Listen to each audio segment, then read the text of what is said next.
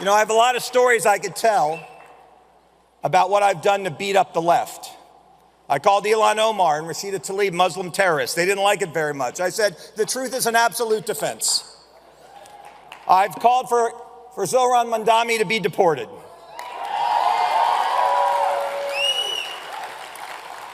The only thing I want to see him running for is his gate at JFK on the deportation flight to Uganda.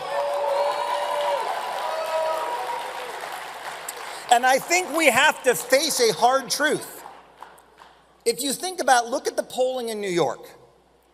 When people who just moved here to become citizens are voting in a diametrically opposed way to people who were born here, it means that we have failed as a country to have immigration for those who share our values. We need to go back and take a hard look at those things. 1 year ago, I was here at RJC as a member of the Florida House of Representatives. I never in my wildest imagination would have thought 1 year later I would be America's newest Jewish Republican congressman. But God has a plan for us all.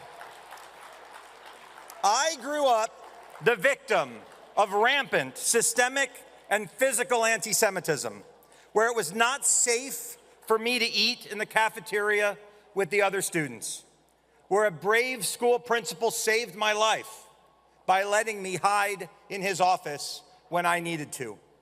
Facing violence no 12-year-old ever should have to, on the day of my bar mitzvah, I promised I would do everything that I could to make sure my children did not face what I did. And for 8 years, as a member of the Florida legislature, I worked hard to deliver on that promise, to make Florida the safest place in America to be Jewish. Those of you who are from Florida know that. We were the first state to adopt the IRA definition of anti-Semitism, to name CARE a terrorist organization, to ensure Jewish day schools had adequate security, and to make sure terrorist encampments could never take hold at Florida's universities. Every one of those was my bill. But October 7th showed me that I had not done enough. Like many of you, I made it my mission to make Donald J. Trump our next president. I saw him, and I still do, as the world's last best hope. Imagine where we would be if Kamala Harris had won. I skipped my own victory party to the Florida Senate to be there to celebrate President Trump's win. I breathed a sigh of relief. I thought that my work was done. Well, man plans and God laughs. 2 weeks later, before I even had a chance to take my oath of office as a member of the Florida Senate, President Trump asked me to run for Congress to replace Mike Waltz, our new UN ambassador. It was not my plan. It certainly wasn't my family's.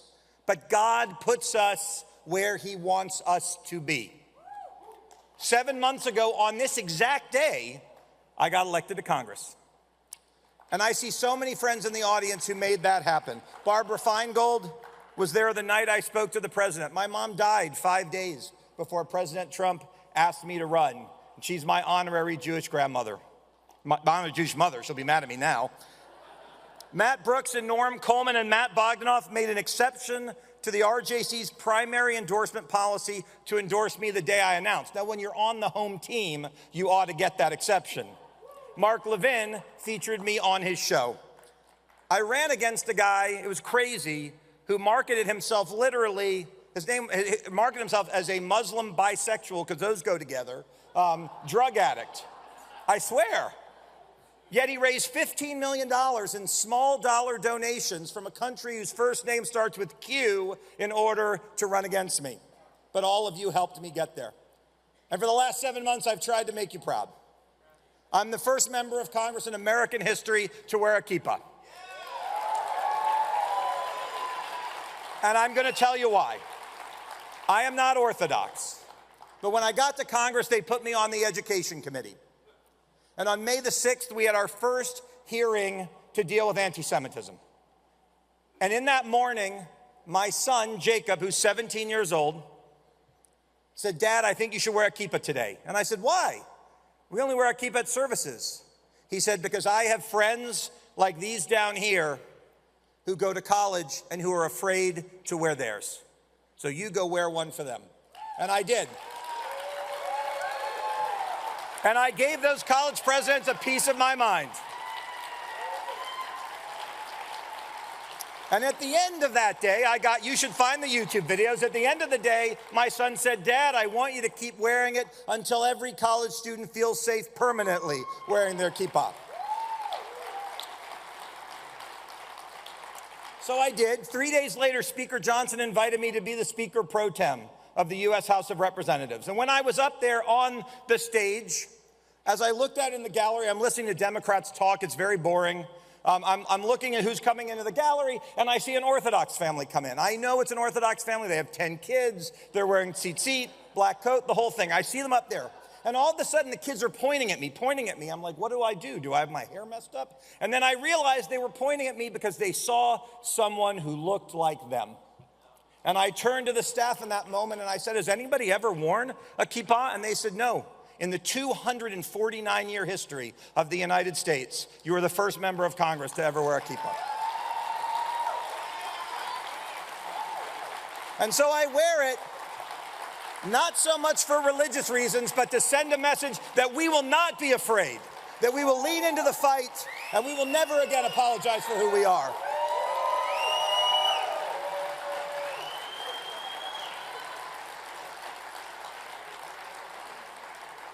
You know, I have a lot of stories I could tell about what I've done to beat up the left. I called Ilhan Omar and Rashida Tlaib Muslim terrorists. They didn't like it very much. I said, the truth is an absolute defense. I've called for Zohran Mamdani to be deported.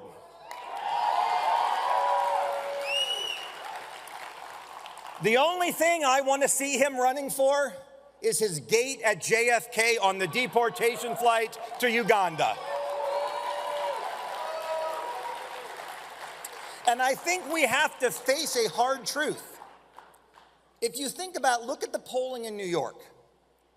When people who just moved here to become citizens are voting in a diametrically opposed way to people who were born here, it means that we have failed as a country to have immigration for those who share our values.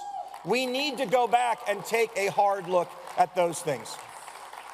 And I could stand up here all day and take shots at the left. I like it. It's how I got that nickname they told you, the Hebrew Hammer. But I'm here for the kids down here because it's easy to talk about anti-Semitism on the left. I want to talk about the dark force rising on our side. Multiple speakers have talked about the rise of anti-Semitism on the right. But it is not enough to speak in platitudes or generalities about the fight. We must call evil by its name.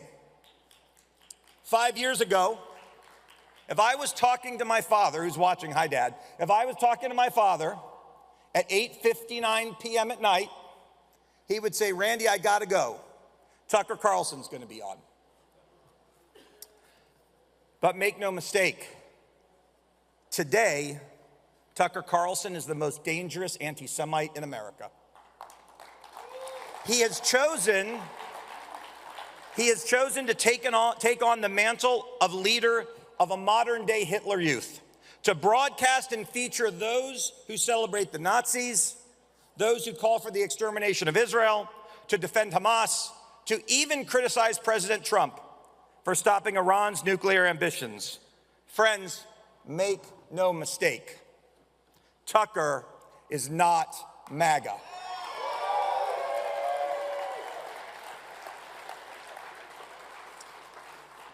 Tucker's fall from grace has been one of the most extraordinary implosions in political history. And the rapidity of it has created real challenges for us all. Because our friends don't have our shared experience. I even deal with this with my colleagues in the House. See, they remember the Tucker of 5 years ago. They don't live with anti-Semitism every day. They don't think about it the way that we do. And it's jarring for them to try to understand, how did this person become who he is today? But the challenge is he's inspired a movement of hate in our midst. And I'm not done calling people out.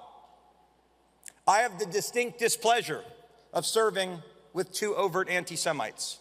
You know, there was a time in the Democratic Party where they probably, when I was a kid, I was always a Republican. And I thought the liberals were dumb, but I never thought they were anti-Semitic.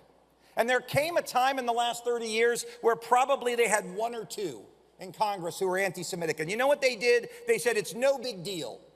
They're the fringe. No one listens to them. No one will believe them. And they didn't do anything about it. And look where we are now. Well, I have to serve with those two people now. Thomas Massie and Marjorie Taylor Greene. Some days I marvel at their stupidity. Other days, at their evil. It makes my stomach crawl that I have to sit in the same room with them. So now we have to choose. Will we ignore these embarrassments to our party? Will we pretend they don't matter or that they don't exist? Will we make the same mistakes that Democrats made so many years ago? I know what I'm going to choose. I'm going to choose to fight. For organizations like the Heritage Foundation, whose CEO stated that opposing Tucker's bigotry makes us some kind of venomous coalition. I thought about actually printing that out and putting it right here, venomous coalition over our name. I guess I need to find a pet snake. I was supposed to do an event with Heritage next week, I think on Wednesday. They don't know what I'm about to tell you. Right now, we're canceling it.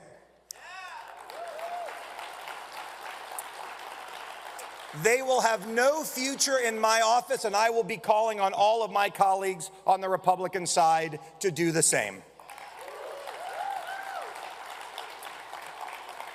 If those who support Tucker Carlson want to see a venomous coalition, all they need to do is go look in the mirror. In our faith, we have fought the forces of evil for 3,000 years. We've never been afraid because we're guided by Hashem's demand that we bring light to the world, that we stand before the darkness and we be prepared to do what is right. God puts us where he wants us to be, not just for me as a congressman, but for all of you, for all of these kids down here, for all of you in the audience. God wants you to be right here, right now, engaged in that fight. And today in this room and at this time, we speak with one loud and convincing truth.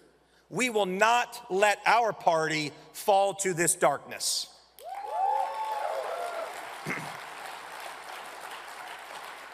We will not let our country give in to this evil. And as we have done rhetorically, spiritually, and physically, not just for the last 2 years, but for the past 2,000 years, we will bring truth and light and goodness to the world. We will fight together with RJC, with Matt Brooks, Norm Coleman, with Speaker Johnson, and the greatest friend, not that just Israel has ever had, but American Jews have ever had, President Donald J. Trump.